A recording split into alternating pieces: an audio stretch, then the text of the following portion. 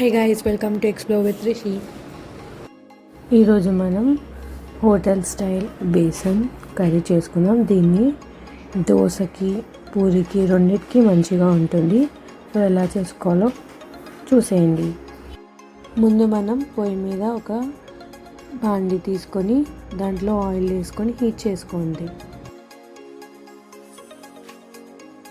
Oil మంచిగా heat అయ్యాక ఇప్పుడు సన్నగా తరుముకున్న ఆనియన్స్ వేసి మంచిగా వేపుకోండి. ఇట్లా ఇప్పుడు దాల్చిన చెక్క వేసి కొంచెం జీరా, కొంచెం జీరా వేసి మంచిగా కలుపుకుంటూ వేపుకోండి.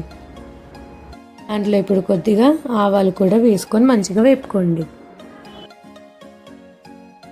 ఇప్పుడు మంచిగా వేగాక దాంట్లో పచ్చిమిర్చి, టమాటో, కరివేపాకు, కొత్తిమీర, పుదీనా వేసి మంచిగా కలుపుకుంటూ వేపుకోండి.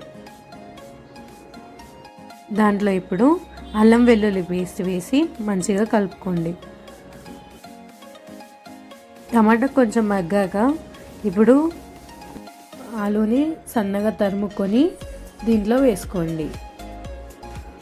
దాంట్లోనే ఇప్పుడు కొంచెం పసుపు వేసి, కారం, ఉప్పు వేసి కలుపుకోండి. దాన్ని మంచిగా వేగనివ్వాలి. మంచిగా వేగితేనే బాగుంటుంది. వేగాక దాంట్లో నేను ఒక 2 గ్లాస్ ఆఫ్ వాటర్ తీసుకుంటున్నాను.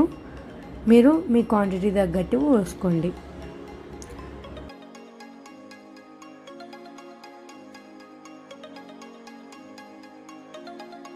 ఇప్పుడు నేను మూత పెట్టి మసలనిస్తున్నాను.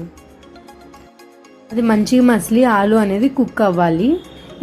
ఇప్పుడు నేను ఒక కప్ అంతా బేసన్ పిండిని తీసుకొని ఒక బౌల్లో వేసి దాంట్లో కొద్దిగా వాటర్ పోసుకుంటూ మంచిగా మిక్స్ చేసుకుంటున్నాను. వీడియోలో చూపించే విధంగా మంచిగా కలుపుకుంటూ అది టెక్స్చర్ అనేది మంచిగా స్మూత్గా అయ్యే వరకు మంచిగా ఉండలు లేకుండా కలుపుకోవాలి. ఇప్పుడు ఈ శనగపిండి మంచిగా అంతా కలిసాక ఇందాక మసులుతున్న దాంట్లో ఒక్కసారి కలుపుకొని ఈ శనగపిండి మిశ్రమాన్ని దాంట్లో వేసి మంచిగా మిక్స్ చేసుకోవాలి. ఇప్పుడు నేను మూత పెట్టుకొని మంచిగా మగ్గనిస్తున్నాను. ఇప్పుడు ఒక 10 minutes తర్వాత ఇలా అవుతుంది. మంచిగా కలుపుకోండి దాన్ని. ఇంకా అంతే, మన ఈజీ అయిన బేసన్ కర్రీ రెడీ.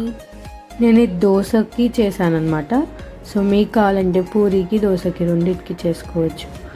అండ్ మీకు కానీ వీడియో నచ్చదైతే లైక్, షేర్, సబ్స్క్రైబ్ చేసుకోవడం మర్చిపోకండి. నెక్స్ట్ వీడియో ఏం కావాలో కామెంట్ బాక్స్లో తెలపండి. Thank you, bye.